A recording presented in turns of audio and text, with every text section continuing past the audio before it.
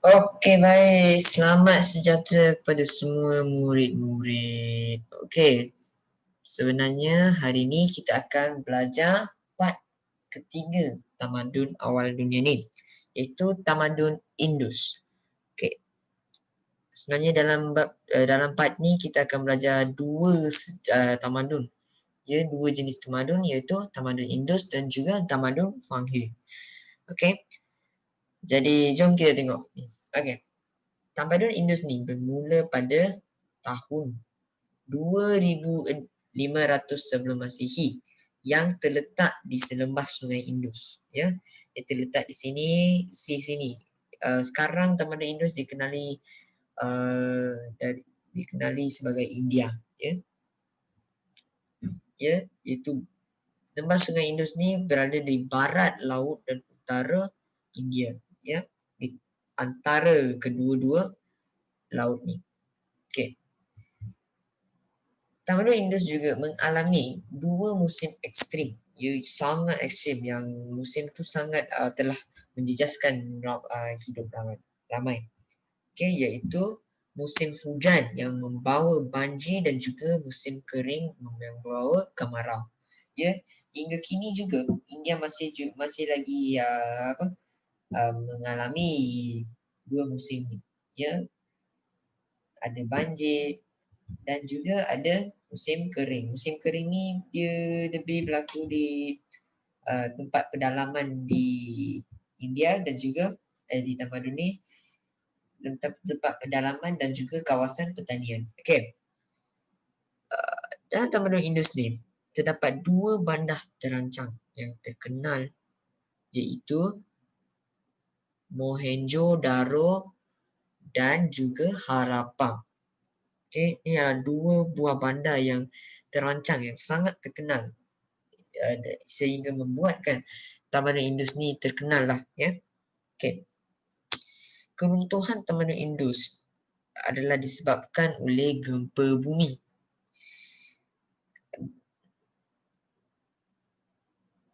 Banjir dan juga serangan orang Aryan. Ini yang membuatkan tamadun Indus ni runtuh, musnah. Okey. Macam kita tengok. Ya. Ialah pemerintahan dan juga pentadbiran tamadun Indus. Okey. Pemerintahan dan pentadbiran tamadun Indus ada dua. Ya, iaitu golongan pendeta yang menerajui pentadbiran. Mereka lah yang menerajui pentadbiran, golongan pendeta. Dan juga golongan kedua adalah golongan pendeta yang mempunyai pengaruh dalam bidang keagamaan dan juga pentadbiran. Okey, ada dua golongan, kan? Okey, golongan pendeta yang mempunyai pengaruh. Ya, mereka sangat macam mana cakap, sangat mahir dalam bidang ni, yang mempunyai pengaruh. Orang-orang dia sangat mahir dalam bidang keagamaan dan juga pentadbiran. Ini golongan pendeta biasa-biasa yang menerajui pentadbiran. Okay. Kegiatan ekonomi tamadun Indus. Ini adalah kegiatan ekonomi tamadun Indus. Okay. Ada 4 kegiatan, iaitu pertanian, menanam tanaman utama seperti gandum dan barley. Sebab itulah dulu gandum dan barley dia terutamanya datang dari tamadun Indus. Kegiatan tenunan kain dan juga kerja logam. Sebab tu mereka semua, kalau kita tengok wanita-wanita dari tamadun Indus, mereka selalu pakai sari. Okay? Kegiatan perdagangan dijalankan dengan pedagang Mesopotamia. Okay, mereka menjalankan perdagangan mereka dengan tamadun Mesopotamia, pedagang Mesopotamia. Okey, ingat teknologi tamadun Indus. Okey, itu kota mereka dibina mengikut grid yang tepat. Sebab itulah mereka sangat mahir dalam pentadbiran, ya. Teknologi mereka sangat baik. Kota ni dibina mengikut grid yang tepat. Ya, mereka tak adalah membina kota yang yang dah pergi beyond daripada tempat kawasan mereka, ya. Dan adanya sistem perparitan dan juga pembentungan. Perparitan dan pembentungan adalah sistem pengairan, ya. Mereka lah yang cipta ni, teknologi mereka, dan 365 hari dalam kalender. Juga penciptaan kertas. Mereka lah yang mula-mula cipta kertas dan juga mencipta sukat berat dan sukatan. Ya. Sebab itulah kat dulu kan, orang-orang yang kaya dalam Tamadun Indus ni, dekat Tamadun Indus ni, mereka yang buat bisnes lah. Ya. Terutamanya Bali dan juga Gandum. Orang-orang mereka, kawasan, rakyat mereka yang datang nak beli kan, mereka sangat particular. Mereka akan sukat berat yang sama. Mereka tak akan bagi ekstra, mereka tak akan bagi sikit. Ya. Dan adalah yang ada orang yang jujur dan ada orang yang tidak jujur. Okay, mereka buat benda, mereka modify sikit sukatan tu dan mereka menipu pembeli diorang. Okay, sebenarnya yang tu lah tidak baik. Okay. Ni, kesenian mereka. Mereka mencipta tulisan berbentuk piktograf. Tengok ni. Ni adalah tulisan piktograf. Dan menghasilkan kerja logam, terutamanya tembaga, gangsa dan juga batu permata. Ni adalah hasil kerja mereka. Dan balang mereka mempunyai ukiran geometri. Ya, ukiran geometri tengok ni. Ni semua ukiran geometri diorang. Sekejap cikgu guna warna yang terang sikit supaya boleh tengok. Okay. Tengok ni geometri diorang. Ni pun geometri. Ini adalah ukiran geometri menghasilkan patung yang diperbuat daripada batu dan logam. Okay, mereka sangat penghasilan patung dan logam ni mereka sangat mahirlah dalam bidang ni. Ya, sebab tu kalau pemimpin-pemimpin yang memimpin Tamadun Indus ni, mereka akan buat patung sebagai tanda penghargaan dan juga tanda jasa mereka akan dikenang lah. Okay. Binaan yang mereka buat ni dan untuk kemudahan Tamadun Indus ni adalah kolam mandi besar. Tengok ni. Ni adalah kolam mandi yang sangat besar. Ya, untuk semua orang mandi dalam kolam ni. Kota dibina mengikut grid yang tepat. Sebab tu boleh tengok kan kat sini. Tengok kota semua pun square. Semua pun segi empat. Tak ada yang ada ni. Semua pun segi empat. Tengok segi empat. Ada empat segi. Segi empat dengan segi empat sama dan juga tepat. Okay. Ni terdapat jelapang, sistem pipe dan pembuntungan. Tengok perairan mereka. Sekejap Tengok perairan mereka. Tengok ni. Ni adalah perairan mereka. Tengok macam mana diorang punya sistem pengairan. Dia datang sini, lepas tu pergi sini. Tengok. Cantik tak? Okay.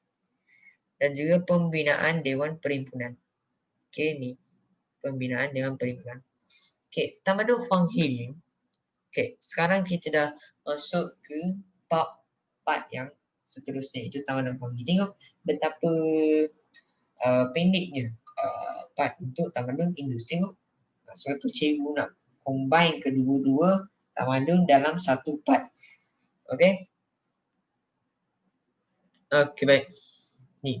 Masyarakat awal China membina perubatan dan menjalankan aktiviti pertanian, penternakan dan binatang dan juga mengumpul hasil hutan. Berburu di sepanjang sungai Huanghe. Okay. Sebenarnya terdapat 3 kerajaan awal di Tamadun Huanghe, iaitu Xia, Shang dan juga Zhou. Okay, pemerintahan dan pentadbiran Tamadun Huanghe. Tengok, sistem politik berasaskan negara kota. Mereka percaya bahawa raja berkuasa kerana mendapat mandat daripada syurga, mandat daripada Tuhan. Ya, mereka dapat mandat. Sebab tu mereka percaya bahawa raja ni sangat berkuasa dan sistem pemerintahan berasaskan dinasti. Okay. Sistem pemerintahan berasaskan dinasti. Tengok ni. Pertanian menjadi tumpuan utama. Ini adalah kegiatan ekonomi bagi tamadun Huanghe. Pertanian menjadi tumpuan utama mereka sebab pertanian sangat-sangat penting. Turusan dibina untuk mengairi kawasan pertanian. Tanaman utama adalah gandum dan barley, sama dengan tamadun Indus. Petani membuat batas untuk tujuan penanaman, penciptaan peralatan pertanian seperti sabit dan cangkul. Tengok ni, ni adalah kegiatan. Mainly kegiatan ekonomi mereka adalah dalam pertanian. Tengok, mereka bina terusan, tanaman utama, gandum dan barley, dan juga ada batas untuk tujuan perdagangan. Okey, ni adalah teknologi mereka.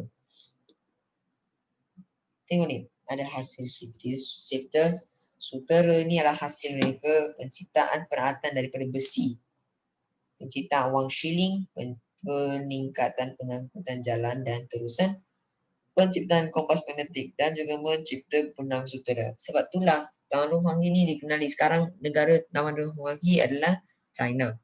Okay, tengok ni. Sebab itulah semua barang dekat Malaysia, bukan semua, 75% barang dari dekat Malaysia adalah buatan China. Dia adalah buatan China. Dia bukan buatan mana dia bukan buatan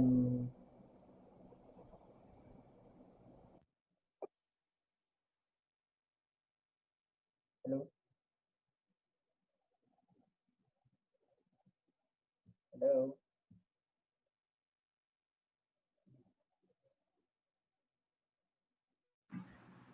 hello. Sorry cikgu ni mic ada masalah sikit. Okay, tengok ni. Sebab tu lah semua barang dari dekat Malaysia ni datang dari China. Ya, asal dia dari China. Okay, ni adalah kesenian dan kesusastraan Tamadun Huanghe. Penulisan berasal dari piktograf, sama macam India. Hasil cipta puisi yang sangat romantik. Lirik diolah dalam pelbagai bentuk dari masyarakat. Mempunyai kemahiran membuat tembika. Hasil kesenian dilukis pada tembika.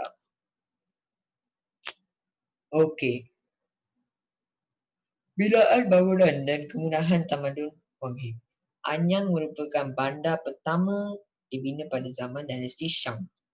Okey, mereka bina Anyang. Anyang ni merupakan bandar utama, pertama yang dibina masa dinasti Shang. Istana dan tempat ibadat dibina di tengah-tengah bandar. Okey, tengok ni. Okey. Ni adalah binaan. Itu saja untuk Tamadun